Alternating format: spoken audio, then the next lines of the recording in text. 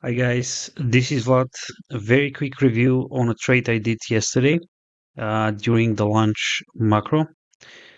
And it's this little short here to the sell side, which is relative equal lows formed in London. And I wanted to talk a little bit about the first presented fair value gap. And I got a question in one of the previous videos. A guy was asking me to talk a little bit more about balanced price ranges. And I wanted to show you here how the logic that I was teaching you on price going back to the first presented fair value gap, how it can change when you have a balanced price range and an order block essentially within that gap. So, and of course, like you have to always pair that with the right narrative, right? So yesterday, what we had here was this initial really messy price action in the morning session. So for the first 1 hour, it was pretty much back and forth disaster. Okay, the only setup, if you're using the model that I was teaching you in previous videos on the first presented fair value gap, the only setup that you might have taken if you're using the model would be this one here. But why is it that I don't like this particular setup? Okay, well, you do have relative equal highs above, but and you have, you have first of all here we are trading above the first presented fair value gap. Just look though that we are not really displacing up.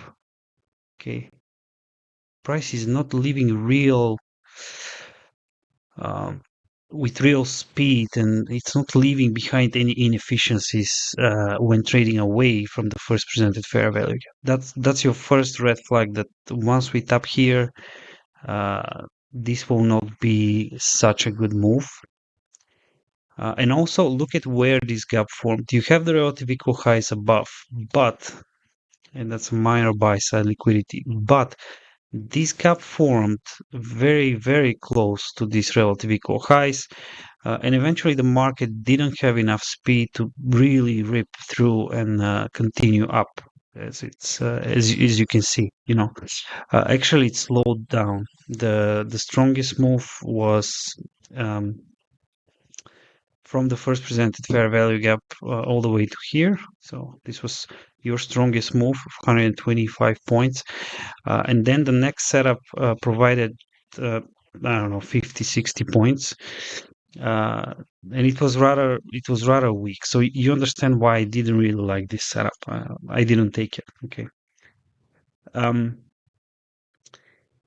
and then the market rolled over, started trading down, and we were approaching lunch. Okay, so 11:30 is your lunch macro. We traded back to the first presented fair value gap here and through it, and left this displacement here right below the first presented fair value gap. Okay, that by itself is an indication that we might not want to trade back to it, using it as a reclaimed bearish fair value gap. Okay, there was an order block that formed here, and also when you think in terms of the market seeking to balance imbalances or to balance out inefficiencies. Okay, when you have an inefficiency like let's take this CB, so it's a sell side imbalance, buy side inefficiency, meaning it's inefficient in buy side delivery. It's there is just sell side delivery here, or predominantly there is sell side delivery. There is buy orders that were not really triggered, so the market has to go back to balance this out. So it has to deliver those buy orders before it continues further. Okay. Um, or at a future date, it will want to balance this range with buy side delivery. Okay. When we're talking about buy side and sell side delivery, we talk about candle bodies. That should be very, very clear from everything Michael ever thought about this, um, about the market. So that should be, I assume, clear for you. Okay, we always talk about the bodies, right? The bodies tell the story, the wicks do the damage. So thinking in terms of balanced price ranges, see the first presented fair value gap. It was a CB, so it was inefficient in buy side, but then we traded through it with this single up close candle uh, and basically balanced out this range. Okay, so this range was now completely balanced with sell side and buy side delivery. Okay, and then once we go back to it and trade through it, it will invert its function. Okay, so if it sent price here at 920 up, now when we trade through it, it's supposed to do the opposite.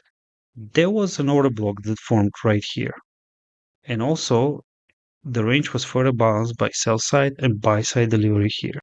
Okay, this little range, if you mark here the candle bodies, see these green candle bodies and this black candle body, they completely overlap, and this little range here is now balanced, so the market doesn't need to go there, okay, because the range is already balanced. What the market did is it just went to the consequent encroachment or just below it of this wick of the order block. Okay, these two up close candles, they are the order block. Okay, um, we went just below that wick and then displaced again here. This is when you don't really need the market to trade back to the first presented fair value gap before leaving the second displacement, which is our entry. If you watch the previous videos that I was showing you, my favorite way to trade these first presented gaps, it's a return to the gap and then another displacement. And this second displacement now is happening without us returning to the gap. But that's because there is all this context around it. The range is balanced, there is an order block, there is another displacement right below the first presented fair value gap. So you can assume that this one here will hold. And price doesn't want to go or doesn't need to go back to the first presented fair value gap before it reaches our target, which is this relative equal loss of London. Okay, so you can see uh, I did use the same entry technique on the second displacement, but I didn't require it to trade to the first presented fair value gap because of all the context that happened around it. Okay, that I just explained. So here's my entry. It's a 1145 candle. Back to the inefficiency, and then my exit was just a tick or two below this relative equal loss. Okay, um, it was like a 100-point move, if I'm not mistaken. Yeah, 100-point move, quick and easy, very very smooth delivery. Okay, eventually the market traded further down before it rolled over and started going back up. Okay. Now, guys, all this that I'm showing you today, I have to be honest with you and fully transparent that there were other confluences that I used, but this simple logic that I just explained to you, it works. Okay, it's good enough. It's good enough to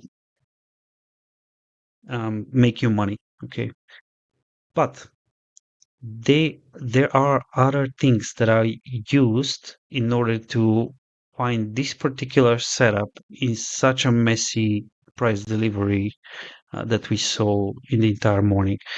And since I already started this series, sharing everything I discovered about the first presented fair value gaps. I will be teaching more on that in the next few days, in the next few weeks. So you can expect from me to share more insight on these first presented fair value gaps, and I'll show you techniques and methods that you can use in order to arrive at such sweet and easy setups. So stay tuned. More value is coming to the channel, and I'm sure you're gonna love it, absolutely love it. Okay. Anyway, guys, if you're new around here, hit the subscribe button, make sure you like this video, and I'll catch you in the next one. I'm out of here.